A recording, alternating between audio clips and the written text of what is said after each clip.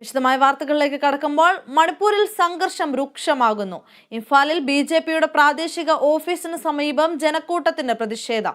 ജനക്കൂട്ടത്തെ പിരിച്ചുവിടാൻ പോലീസ് ശ്രമിക്കുകയാണ്. പ്രതിഷേധക്കാരെ പിരിച്ചുവിടാനായി പോലീസ് നിരവധി തവണ കണ്ണീർ വാതകവും പ്രയോഗിച്ചു. വിശദാംശങ്ങളുമായി ശ്രുതി ചേരുന്നു നാഷണൽ ഡെസ്കിൽ നിന്ന്. ശ്രുതി, മണിപ്പൂരിൽ സംഘർഷം വീണ്ടും രൂക്ഷമാകുന്ന സാഹചര്യമാണ് ഇപ്പോൾ ഉള്ളത്. നിലവിൽ ജനക്കൂട്ടം വലിയ രീതിയിൽ റോഡുകളിലേക്ക് ഒക്കെ ഇറങ്ങി പ്രതിഷേധിക്കുകയാണ് എന്നാണ് അറിയാൻ സാധിക്കുന്നത്. എന്തൊക്കെയാണ് വിശദാംശങ്ങൾ? അൻസില, കോൺഗ്രസ് നേതാവ് രാഹുൽ ഗാന്ധിയുടെ സന്ദർശനം 2 ദിവസത്തെ സന്ദർശനം രാഹുൽ ഗാന്ധി ഇവിടെ ഉണ്ടായ സമയത്തിനാണ് വീണ്ടും രണ്ടാമതും അക്രമം നടന്നിരിക്കുന്നത്. മണിപ്പൂരിലെ ഇൻഫാലിൽ വീണ്ടും സംഘർഷ സാധ്യതയാണ് ഉള്ളത്. അതായത് രാവിലെ ഒരു ആക്രമണം നടന്നിട്ടുണ്ടായിരുന്നു. ഈ ആക്രമണത്തിൽ ഒരാൾ കൊല്ലപ്പെടുകയും 2 പേർക്ക് പരിക്കേൽക്കുകയും ചെയ്യുന്നു. ഒരു സ്ത്രീയാണ് കൊല്ലപ്പെട്ടത്. ഈ സ്ത്രീയുടെ മൃതദേഹവുമായിട്ടാണ് BJP പ്രാദേശിക ഓഫീസിന് മുന്നിൽ ജനക്കൂട്ടം എത്തി പ്രതിഷേധിക്കുന്നത്. അതായത് ഇവരെ പിരിച്ചുവിടാൻ പലതവണ പോലീസിന് കണ്ണീർവാതകം പ്രയോഗിക്കേണ്ടി വന്നു. എന്നിട്ടും ഈ പ്രതിഷേധക്കാർ പിരിഞ്ഞു പോകാൻ കൂട്ടാക്കിയില്ല. സ്ഥലത്ത് സംഘർഷ സാധ്യത തുടരുകയാണ്. ഇന്ന് പുലർച്ചെ കാംപോഗിയിലെ 2 ഗ്രാമങ്ങളാണ് അജ്ഞാതരായ ആളുകൾ നടത്തിയ വെടിവെപ്പിലാണ് ഈ സ്ത്രീ മരണപ്പെടുകയുണ്ടായത്. ഈ സ്ത്രീയുടെ മൃതദേഹവുമായിട്ടാണ് ജനക്കൂട്ടം നഗരത്തിലേക്ക് എത്തുകയും ഇവിടെ ഈ BJP പ്രാദേശിക ഓഫീസിന് മുന്നിൽ പ്രതിഷേധിക്കുകയാണ് ഉണ്ടായത്. പ്രതിഷേധക്കാർ റോഡിൽ ഗതാഗതം തടയുകയും റോഡിൽ ടയറുകൾ കൂട്ടിയിട്ട് തീയിടുകയും ഒക്കെ ഉണ്ടായി. പ്രദേശത്ത് ഇപ്പോഴും സംഘർഷ സാധ്യത നിലനിൽക്കുകയാണ്. ഇന്ന് പുലർച്ചെ മണിപ്പൂരിൽ സംഘർഷം ഉണ്ടായതിൽ ഒരാൾ കൊല്ലപ്പെടുകയും 2 പേർക്ക് പരിക്കേൽക്കുകയും ചെയ്തിരുന്നു. ഈ 2 ഗ്രാമങ്ങളാണ് ഈ അക്രമികൾ വെടിയുതിർത്തത്. അതായത് ഇപ്പോൾ ഇന്ന് രാഹുൽ ഗാന്ധിയുടെ ഉച്ചയ്ക്ക് ശേഷം മണിപ്പൂരിലെ ഇൻഫാലിൽ സന്ദർശനമുണ്ടായിരുന്നു. ഇതിനെതിരെ വലിയ പ്രതിഷേധങ്ങളൊക്കെ നടന്നിട്ടുണ്ടായിരുന്നു. റോഡ് മാർഗം രാഹുൽ പോകുന്നതിനിടെ പോലീസ് ബാരിക്കേഡുകൾ വെച്ച് രാഹുലിൻ്റെ വാഹനം തടയുകയും റോഡ് മാർഗം പോകാൻ കഴിയില്ല, രാഹുലിനെ കടത്തിവിടില്ല എന്ന് പറഞ്ഞ് ഒരു പ്രശ്നം തന്നെ, വലിയൊരു പ്രശ്നം തന്നെ ഉണ്ടായിരുന്നു. ഒരു വിഭാഗം ആളുകൾ രാഹുലിനെ സപ്പോർട്ട് ചെയ്തുകൊണ്ട് രാഹുലിന് വഴിയൊരുക്കുകയും രാഹുലിനെ കടത്തിവിടണമെന്ന് പറയുകയും ചെയ്ത് ഒരു വിഭാഗം വരികയും മറ്റൊരു വിഭാഗം രാഹുലിനെതിരെ പോസ്റ്ററുകൾ ഉയർത്തി പ്രതിഷേധിക്കുകയും ചെയ്തതോടെ അവിടെ അക്രമ സാധ്യത ഉണ്ടാവുകയും ഒടുവിൽ അതായത് സംഘർഷ സാധ്യതയിലേക്ക് കടക്കുകയും ചെയ്യുകയായിരുന്നു. തുടർന്ന് പോലീസ് കണ്ണീർ വാതകം പ്രയോഗിക്കുകയും പ്രതിഷേധക്കാരെ ഇവിടെ നിന്ന് മാറ്റാൻ ശ്രമിക്കുകയും ഒക്കെ ചെയ്തിട്ടുണ്ടായിരുന്നു. ആകാശത്തേക്ക് 2 തവണ വെടിയുതിർക്കേണ്ട ഒരു അവസ്ഥയിലേക്കും പോയിട്ടുണ്ടായിരുന്നു. ഇതിനുശേഷം ഈ സംഘർഷ സാധ്യത രൂക്ഷമായപ്പോൾ രാഹുൽ ഗാന്ധിക്ക് ഹെലികോപ്റ്റർ മാർഗം ഇംഫാലിലേക്ക്, അതായത് ചാന്ദ്പൂരിലേക്ക് പോകേണ്ടി വന്നു. അതായത് ഈ ദൗത്യത്തിൽ നിന്ന് പിന്നോട്ടില്ല എന്ന് തന്നെയായിരുന്നു കോൺഗ്രസ് നേതാക്കൾ പറഞ്ഞിരുന്നത്. അതുകൊണ്ട് തന്നെ KC വേണുഗോപാലും മറ്റ് സംഘങ്ങളും രാഹുലിനൊപ്പം ഈ സ്ഥലത്തേക്ക് സന്ദർശനം നടത്തുകയായിരുന്നു. കുക്കി വിഭാഗത്തിൽപ്പെട്ട കലാപസാധ്യത പ്രദേശങ്ങളിലാണ് രാഹുൽ ഇന്ന് സന്ദർശനം നടത്തിയത്.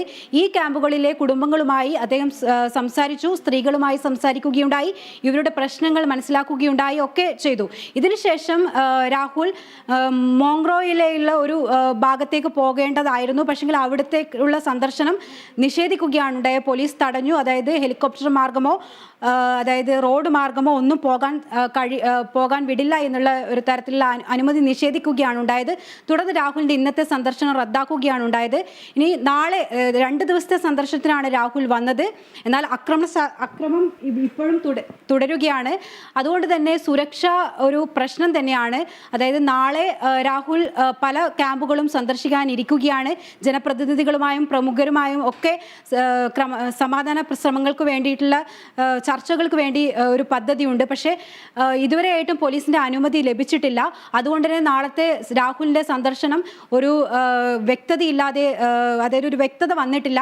ഇപ്പോൾ സംഘർഷം വീണ്ടും ഉണ്ടായിരിക്കുന്നു മണിപ്പൂരിൽ. അതുകൊണ്ട് തന്നെ നാളത്തെ രാഹുലിൻ്റെ സുരക്ഷയുമായി ബന്ധപ്പെട്ടും അതായത് അദ്ദേഹം പോകുന്നതിൻ്റെ സുരക്ഷ ബന്ധപ്പെട്ട് സ്വാഭാവികമായിട്ടും സന്ദർശനം മാറ്റുമോ എന്നുള്ള കാര്യത്തിൽ ഒരു സാധ്യതയുണ്ട്.